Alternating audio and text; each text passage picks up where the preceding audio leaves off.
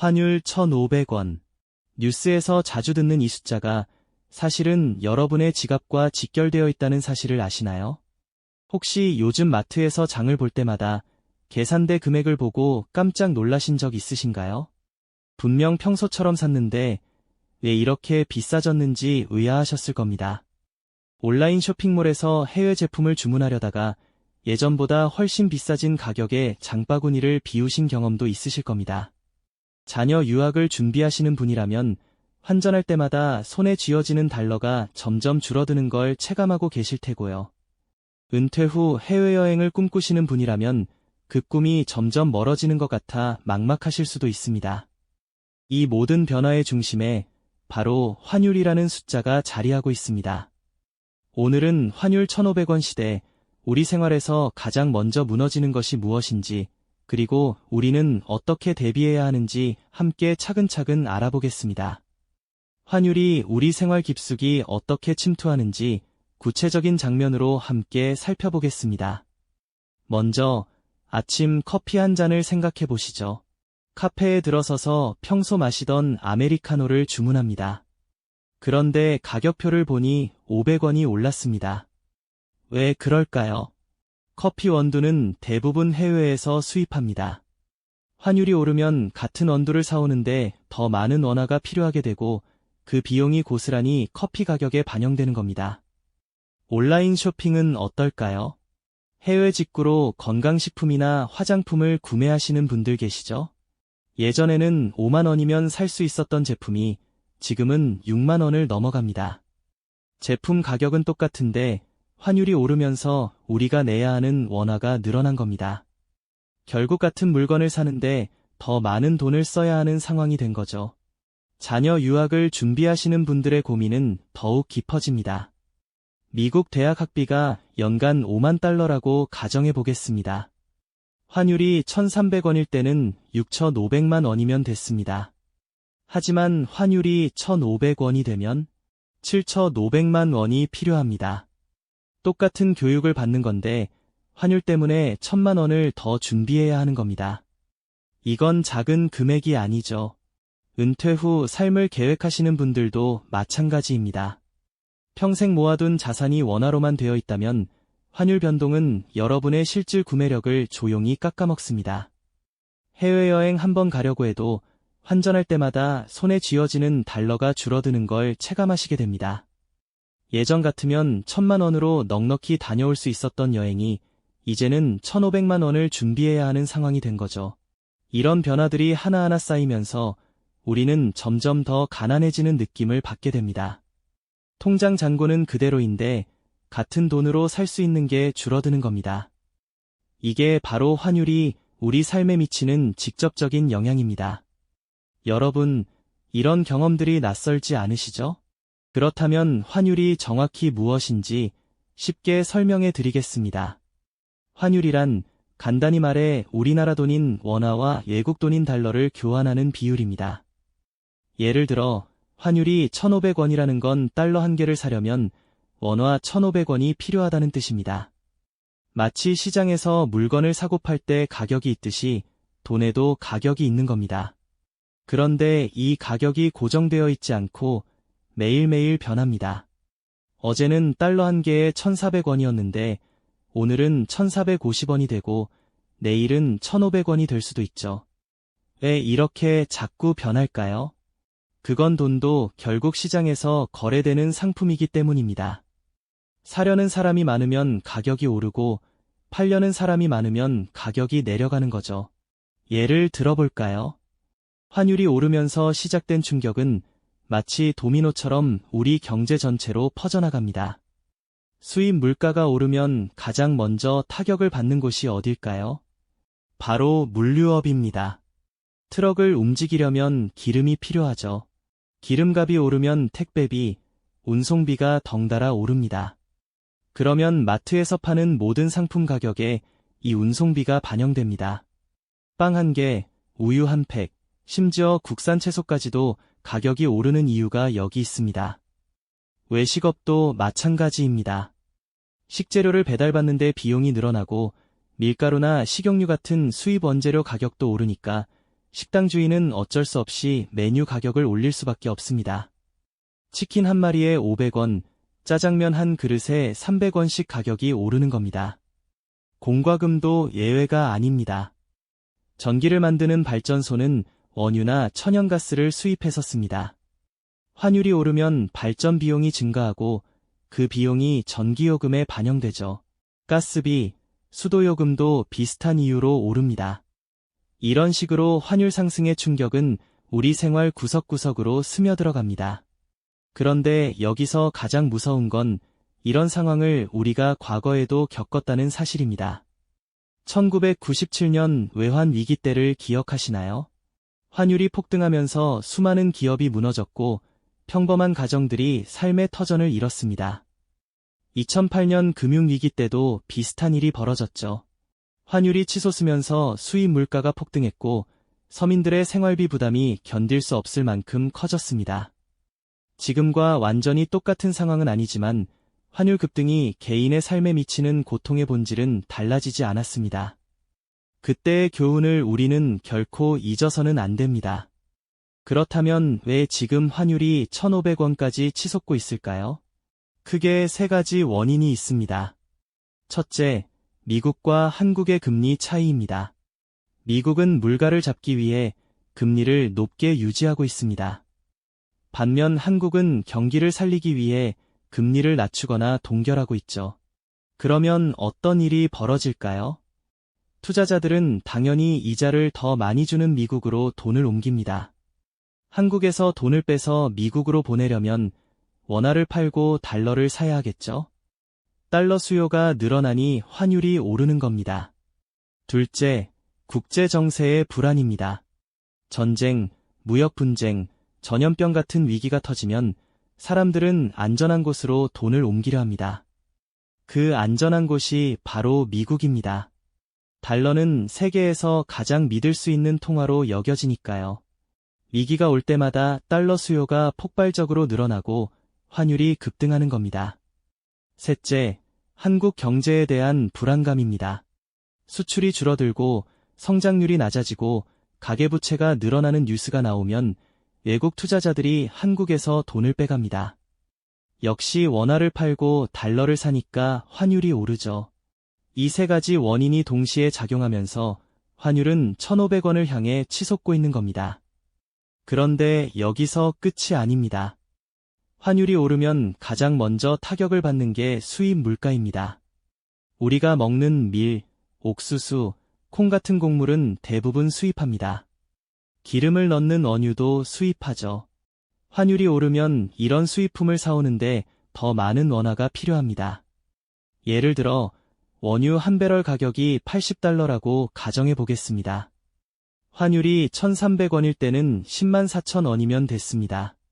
하지만 환율이 1,500원이 되면 12만 원이 필요합니다. 똑같은 기름인데 2만 원을 더 내야 하는 겁니다. 이 비용이 고스란히 주유소 기름값에 반영되고 결국 우리 주머니에서 나가는 돈이 늘어나는 거죠. 문제는 이게 여기서 끝나지 않는다는 겁니다. 이 충격이 어떻게 우리 생활 전체로 퍼져나가는지 그 무서운 연쇄 반응을 이제부터 함께 살펴보겠습니다. 환율이 오르면서 시작된 충격은 마치 도미노처럼 우리 경제 전체로 퍼져나갑니다. 수입 물가가 오르면 가장 먼저 타격을 받는 곳이 어딜까요? 바로 물류업입니다. 트럭을 움직이려면 기름이 필요하죠. 기름값이 오르면 택배비, 운송비가 덩달아 오릅니다.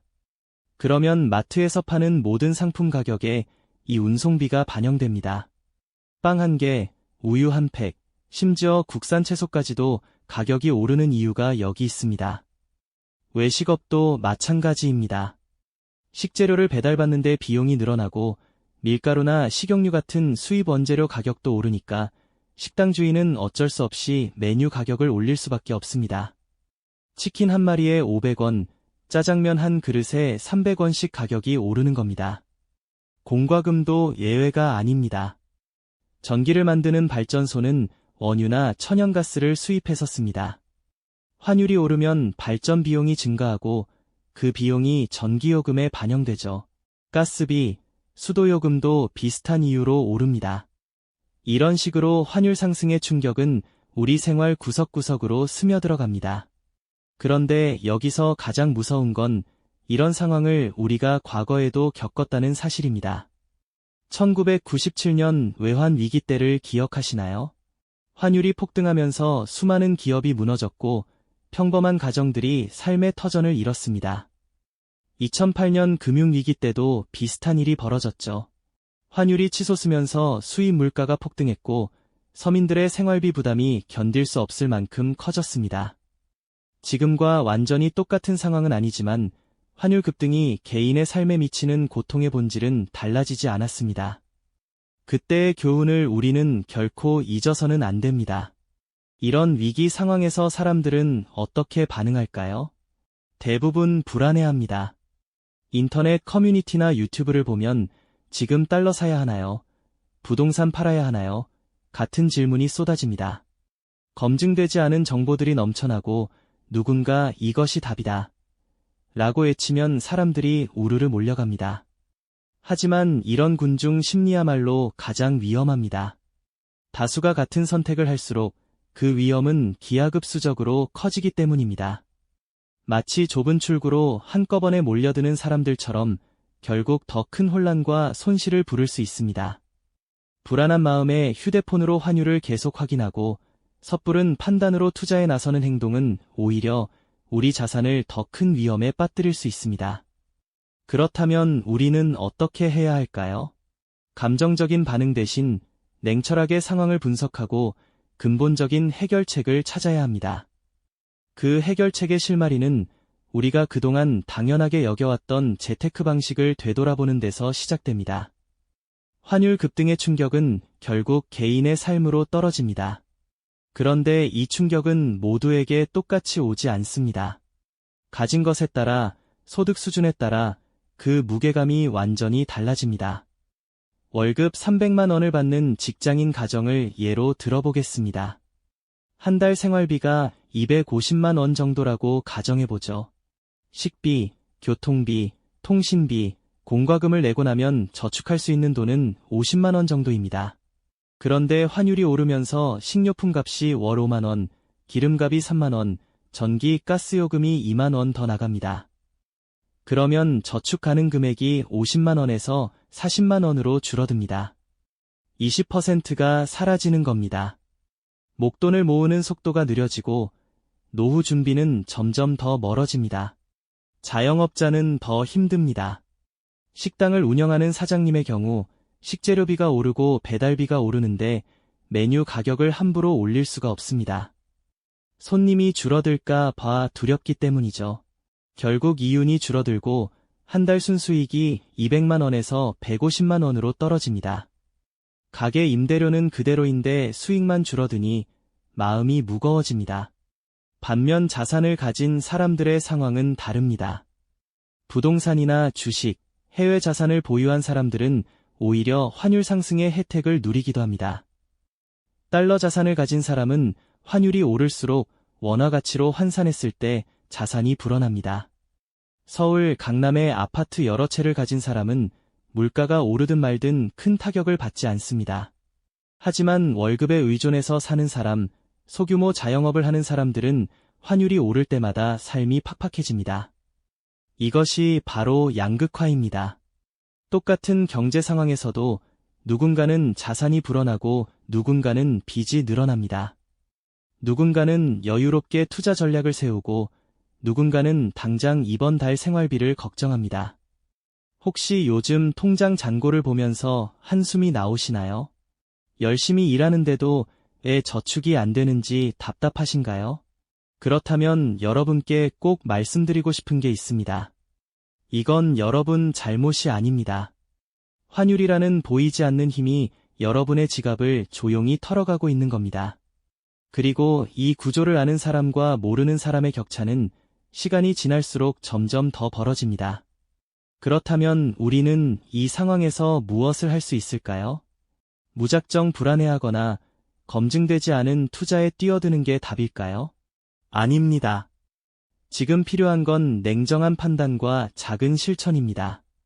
만약 30%라면 환율이 100원 오를 때마다 여러분의 생활비는 약 3에서 5% 정도 추가 부담이 생깁니다. 이렇게 구체적으로 파악하면 막연한 불안이 줄어듭니다. 둘째, 가계부에서 필수 지출과 선택 지출을 나눠보세요. 필수 지출은 주거비, 식비, 교통비, 공과금처럼 줄이기 어려운 항목입니다. 선택 지출은 외식, 배달, 취미, 여가처럼 조절 가능한 항목이죠.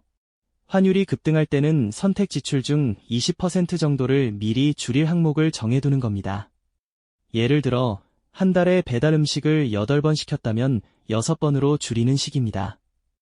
이런 작은 조절만으로도 한 달에 5만 원에서 10만 원 정도는 아낄 수 있습니다. 셋째, 환율 뉴스를 보는 방식을 바꾸세요. 뉴스에서 환율 1,500원 돌파라는 기사를 봤을 때 그냥 올랐구나 하고 넘어가지 마세요. 대신 이렇게 생각해 보는 겁니다. 우리 집 수입품 지출이 월 30만 원인데 환율이 100원 오르면 약 2% 추가니까 이번 달 6천 원 정도 더 나가겠구나. 다음 달 장 볼 때 수입 과일 대신 국산 과일을 좀 더 사야겠다. 이렇게 막연한 불안을 구체적인 대응으로 바꾸는 겁니다. 이 세 가지는 거창한 투자 전략이 아닙니다. 특별한 지식이나 큰 돈이 필요한 것도 아니죠. 그냥 조금만 시간을 내서 우리 가계를 점검하고 작은 습관을 바꾸는 겁니다. 하지만 이런 작은 실천들이 쌓이면 위기 상황에서도 흔들리지 않는 힘이 됩니다. 환율이 오르든 물가가 치솟든 최소한 내가 뭘 해야 하는지는 알고 있으니까요. 그리고 구조를 아는 순간 여러분은 더 이상 피해자가 아니라 준비된 사람이 됩니다. 이제 오늘 이야기를 정리하면서 마무리하겠습니다. 오늘 이야기를 짧게 정리해 보겠습니다. 첫째, 환율 1,500원 시대는 우리 생활비 곳곳에 숨어있는 보이지 않는 세금과 같습니다. 둘째, 환율이 오르면 수입 물가가 먼저 움직이고 그 물결이 물류, 외식, 공과금으로 번져서 결국 우리 지갑을 털어갑니다. 셋째, 이건 여러분 잘못이 아니라 글로벌 경제 구조가 만든 결과이며 구조를 이해하면 막연한 불안을 준비된 대응으로 바꿀 수 있습니다. 이런 이야기가 혼자가 아니라 우리 같이 듣고 나누는 이야기였으면 합니다. 매주 이렇게 복잡한 경제 구조를 쉽게 풀어드리는 영상을 만들고 있습니다. 여러분의 소중한 자산을 지키는데 꼭 필요한 이야기들을 계속 준비하고 있고요. 오늘 내용이 도움이 되셨다면 구독 버튼과 좋아요 버튼을 눌러주시면 정말 큰 힘이 됩니다.